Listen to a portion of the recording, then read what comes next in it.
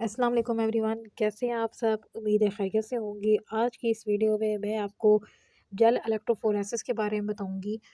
तो इसमें हमें सबसे पहले जो चीज़ पता होनी चाहिए वो ये है कि इलेक्ट्रोफोरेसिस क्या है। इलेक्ट्रोफोरेसिस के बाद उसकी 2 टाइप्स आती हैं, एक जेल इलेक्ट्रोफोरेसिस है और दूसरी पेपर इलेक्ट्रोफोरेसिस।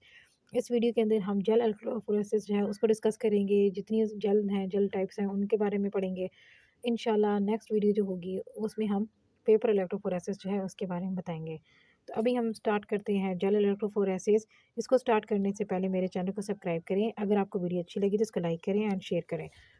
तो जेल इलेक्ट्रोफोरेसिस जो है, इस टॉपिक के नेम से हमें पता लग रहा है कि यहाँ पे 3 जो है ना वो चीज़ें हैं। एक जेल है, एक इलेक्ट्रो है, एक फोरेसिस है। जेल का मतलब है स्पोर्टिंग मटेरियल, इलेक्ट्रो मीन्स कि कोई इलेक्ट्रिसिटी, कोई electric current, and phoresis mean pieces. ठीक है, तो इसकी थ्योरी में हम क्या देखते हैं कि ये एक फिजिकल मेथड है जिसमें मैक्रोमोलेक्यूल्स या कोई भी कंपाउंड्स होते हैं उनको सेपरेट कर दिया जाता है। ठीक है, और इसमें क्या होता है कि कुछ इलेक्ट्रिक चार्जेस जो है ना वो यूज़ हो रहे होते हैं इनकी सेपरेशन के लिए। और यहाँ पे डेफिनेशन में अगर जो चीज़ है वो ये है कि यहाँ पे जो चार्जेस होते हैं वो माइग्रेट करते हैं किसी भी सॉल्यूशन के अंदर या किसी भी जेल के अंदर या किसी भी स्पॉटिंग मटेरियल के अंदर, जिसके थ्रू क्या होता है कि मैक्रो मॉलिक्यूल सेपरेट हो जाते हैं और ये सारा काम इलेक्ट्रिक फील्ड के थ्रू हो रहा होता है और ये सारा काम जो है इलेक्ट्रोड्स के दरमियान में जो है वो हो रहा होता है। ठीक है, और वहाँ पे स्पॉटिंग मटेरियल जो होता है उसकी ऊपर चीज़ें जो होती हैं वो रन कर रही होती हैं। ये इसकी थ्योरी है एंड डेफिनेशन है। अभी हम देखेंगे इलेक्ट्रोफोरेसिस जो है उसके प्रिंसिपल। उसकी प्रिंसिपल में पहली चीज़ तो ये है कि यहाँ पे कोई सपोर्टिंग मटेरियल होना चाहिए, ठीक है, जिसके ऊपर चीज़ें जो है वो रन करेंगी। जैसे कि अगर फॉर एग्जांपल आप डीएनए फ्रेगमेंट ले लेते हैं, ये एक मैक्रो मॉलिक्यूल है, ठीक है, जो रिस्ट्रिक्शन एंजाइम के थ्रू उसको ब्रेक किया गया है, उसका जो है ना सैंपल तैयार किया गया है, ठीक है। अब उस सैंपल को हमने क्या किया है, पोर कर दिया है जेल के ऊपर और वो वहाँ पे रन करेगा ईज़िली। और इससे हमें क्या होता है कि डीएनए मॉलिक्यूल्स के जो साइज़ होते हैं ना डिफरेंट रेंजेस है, यानी 500 से लेकर 30,000 तक जितने भी बेस पेयर्स हैं उनकी डिफरेंट रेंजेस हैं। उन सब के क्या होगा कि वो हमें अलग-अलग पता लग जाएगा, वो अपने साइज़ की बेस पे वहाँ पे सेपरेट हो जाएगा। और इसमें क्या है, सबसे मेन चीज़ जो इलेक्ट्रोमोटिव फ़ोर्स यानी इलेक्ट्रिक चार्जेस जो है ना वो यहाँ पे अप्लाई किए जाएँगे इलेक्ट्रोड्स के सेंटर में।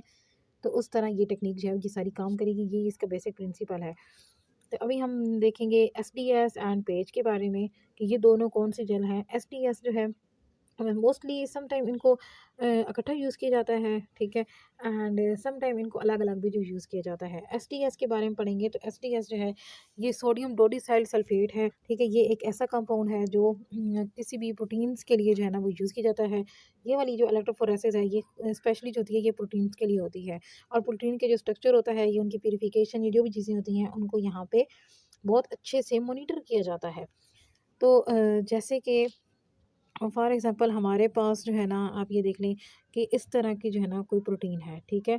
ये आप ये समझ लें उसका क्वाटरनरी या इस तरह जो है ना क्वाटरनरी स्ट्रक्चर समझ लें, ठीक है। ये जो है ना ये हमारे पास प्रोटीन है, ये इसका क्वाटरनरी स्ट्रक्चर है। अब हम क्या करेंगे कि हमारा मेन मकसद है इसको अब फाइंड करना है, इसको डिफरेंट पीसेस पे कट करना है। इसको कट करने के लिए आप क्या करेंगे, इसमें सोडियम डोडिसाइल सल्फेट डाल देंगे अपने सैंपल के अंदर। सैंपल में आपके पास ये टर्शरी या क्वाटरनरी प्रोटीन पड़ी हुई है। जब आप इसके अंदर सोडियम डोडिसाइल सल्फेट डालेंगे, ठीक है, तो ये जो है ना स्ट्रक्चर ये कुछ इस फॉर्म में जो है ना हमारे सामने यूँ इस तरह आएगा, ठीक है। एक वेव की फॉर्म में आ जाएगा, ठीक है, या फिर क्या होगा एक प्राइमरी स्ट्रक्चर की फॉर्म में हमारे सामने आ जाएगा और फिर ये क्या होगा डिफरेंट पीस जगह पे जो है ना ये कट हो जाएगा और इसके डिफरेंट जो है ना वो पीसेस बन जाएंगे डिफरेंट टर्न्स पे। और फिर वही पीसेस जो होंगे वो ट्रैवल करेंगे और इस तरह क्या होगा कि जो प्रोटीन के जो सेगमेंट्स होंगे वो वहाँ पे जेल के ऊपर ट्रैवल करेंगे और अपनी साइज़ की बेस पे वो वहाँ पे डिफरेंट हो जाएंगे, ठीक है। इस तरह हम उनको पिक कर लेंगे और हमें सारा जो प्रोसीजर है, ठीक है, इसके थ्रू क्या हो जाएगा, हमें प्रोटीन्स की सारी नॉलेज मिल जाएगी, उसके बारे में जो डिटेल हम जानना चाहते हैं, जो उसके अंदर अमीनो एसिड्स हैं, जो भी चीज़ है, वो हमें इसके थ्रू जो है वो पता लग जाएगी। तो अभी हम स्टार्ट करते हैं आगे। नेक्स्ट जो जेल है हमारी पेज, ठीक है। तो जो पेज है वो क्या है, वो भी एक जेल है पॉली एक्रिलामाइड। इसको मैं नेक्स्ट जो है ना वो आपको इधर नीचे बताती हूँ। अभी उसके बाद हम देखेंगे स्टार्च के बारे में। तो स्टार्च जो है ये भी एक जेल है, इसमें स्टार्च लिया जाता है, ठीक है, वाइट कलर का पाउडर होता है, इसको बफर के अंदर मिक्स करते हैं। मिक्स करने के बाद एक कोलाइडेड सॉल्यूशन बन जाता है। उस सॉल्यूशन को आप क्या करते हो, कुछ देर तक फ्रीज़र में रखते हो। फ्रीज़र में वो जब ठंडा हो जाता है, ठीक है, थोड़ी जेली टाइप बन जाता है, तो फिर उसके बाद अपना मटेरियल जो होता है वो उसके ऊपर पोर करके तो आप इसको जो है ना वो यूज़ करते हो, ठीक है। और इसके अलावा यहाँ पे स्ट्राइकिंग पेट्रोलियम जेली जो है ना इसको भी यूज़ किया जा सकता है, ठीक है। अगर आप चाहते हैं कि वहाँ पे स्वेलिंग वगैरह ना हो, तो आप क्या करें, पेट्रोलियम जेली जो है ना वो भी यूज़ कर लें। तो इस तरह ये स्टार्च जो है ना ये यूज़ होता है। अब इसकी भी ये हाई मैग्नीफिकेशन रेज़ोल्यूशन पावर होती है इसकी, ठीक है। ये कंपोनेंट्स को बहुत जल्दी ईज़िली जो है वो सेपरेट कर सकता है, ख़ास तौर पे जो प्रोटीन्स वगैरह होती हैं इनको। और ये एनालिटिकल एज़ वेल एज़ जो प्रिपरेटिव जो है ना इलेक्ट्रोफोरेसिस उसके लिए ये बहुत ज़्यादा यूज़ होता है। लेकिन इसके डिसएडवांटेजेस भी हैं कि इलेक्ट्रो ऑस्मोटिक इफ़ेक्ट जो है ना वो इतना ज़्यादा अच्छा नहीं होता। और सेकंड है कि यहाँ पे पोर्स का साइज़ जो होता है ना वो हर पैच पे डिफरेंट आ रहा होता है। ये इसके 2 जो हैं वो डिसएडवांटेजेस हैं। इस वज़ह से इसका मोस्टली यूज़ किया भी जाता है और नहीं भी किया जाता।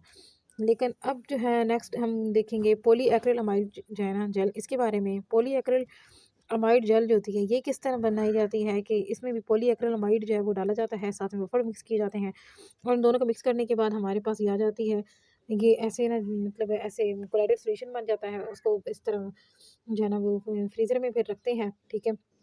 और फिर उसको बाहर निकाल लेते हैं, तो वो हमारे पास क्या बन जाती है, ओवरऑल जो है एक जेल बन जाती है और उसके ऊपर मटेरियल डाल के उसको रन करवाया जाता है। ये टॉक्सिक नहीं होती, ठीक है? ये क्रॉस लिंकिंग वगैरह जो है ना वो बना देती है। इसकी वज़ह से क्या होता है कि इनको ना हैंडल करना जो है वो भी ईज़ी हो जाता है। क्रॉस लिंकिंग हो गई है, चीज़ें जो है वो जम गई हैं एक तरह की।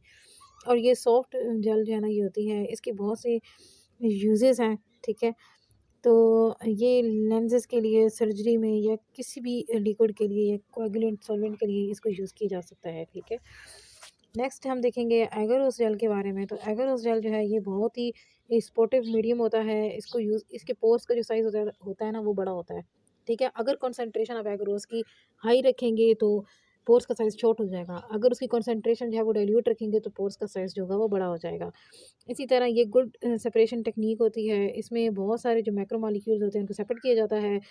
और इसके अलावा एगारोस जो होती है ना ये सल्फेट फ्री है, ठीक है? और मतलब ये आपको इजीली लैब के अंदर अवेलेबल होती है। इसमें भी क्या किया जाता है, सिंपल उसको बफर के अंदर मिक्स किया जाता है और उसके बाद इसकी जेली सी बना के ना, ठीक है, उसके ऊपर कोई भी अपना जो बायोलॉजिकल फ्लूइड है कि कोई भी चीज़ है उसको ऊपर डाल दिया जाता है और उसके बाद ये रन करती हैं चीज़ें और 90 मिनट के अंदर अंदर आपको आंसर जो है वो मिल जाता है, ठीक है? यानी आपका सारा काम जो है वो हो जाता है। तो अभी हम देखेंगे इनके थोड़े से ना इंस्ट्रूमेंट के बारे में, ठीक है? इनके इंस्ट्रूमेंट जो है ना वो कौन-सा है?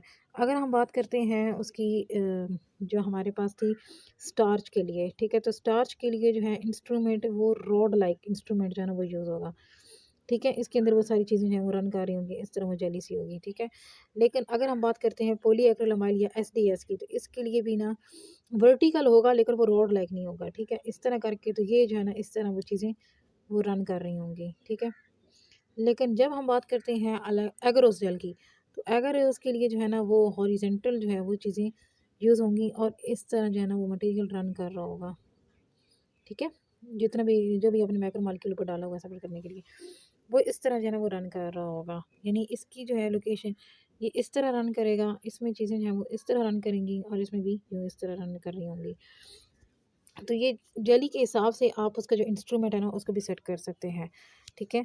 अब नेक्स्ट जो चीज़ हम बफर के बारे में देखेंगे, ऐसा कौन-सा बफर है जिसको मिक्स किया जा रहा है, ठीक है? एक ईडीटीए है, एक जो है ना मतलब ईडीटीए मेन चीज़ है, ठीक है? ये बफर के तौर पे एक्ट कर रही है, लेकिन उसके साथ ट्रिस एसीटेट या ट्रिस बोरेट या ट्रिस फॉस्फेट, ठीक है? ये 3 तरह के जो बफर्स हैं ना, ठीक है? Tris acetate, tris borate and tris phosphate, यहाँ पे नहीं लिखा हुआ, वो भी यूज़ होता है। तो इन तीनों को जो है ना वो यूज़ किया जाता है, टीएई, टीबीई एंड टीपीई, ठीक है? ये सारे जो है इनको यूज़ किया जाएगा। अब इसके इंस्ट्रूमेंट में देखते हैं, एक पावर सप्लाई होगी, एक जेल टैंक होगा, ठीक है?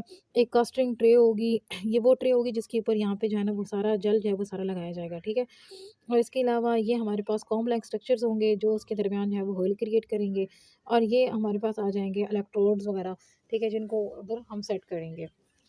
तो सबसे पहले हम इसके देखते हैं प्रोसीजर और इसके स्टेप्स जो हैं उनको देखते हैं। तो स्टेप्स में सबसे पहली जो चीज़ है वो ये है कि फॉर एग्ज़ाम्पल हम लेते हैं एगरोस जेल को, ठीक है? तो एगरोस आप जेल लेंगे, उसको में आप क्या करेंगे, बफर मिक्स करेंगे, ठीक है? ये आपने एगरोस जेल ली, उसके अंदर बफर मिक्स किया, उसके बाद आपने क्या किया, उसको जो है ना बॉयल किया है ओवन के अंदर। जब बॉयल किया, वहाँ से जब बाहर निकाला है तो ये थोड़ी लिक्विड कंडीशन में थी, ठीक है? ये लिक्विड सा था, उसको आपने वो जो ट्रे थी उसके अंदर पहले से आपने एक कॉम्ब लगाई हुई थी, ठीक है? या आपने पहले इसको मटेरियल को डाला है, डालने के बाद ऊपर आपने क्या किया, कॉम्ब डाल दी है, उसके बाद उसको फ्रीज़ वगैरह कर लिया है, ठीक है। जब आप इसको फ्रीज़ करेंगे तो ये ऐसे ना सॉलिड फॉर्म में आ जाएगी, ये इस तरह।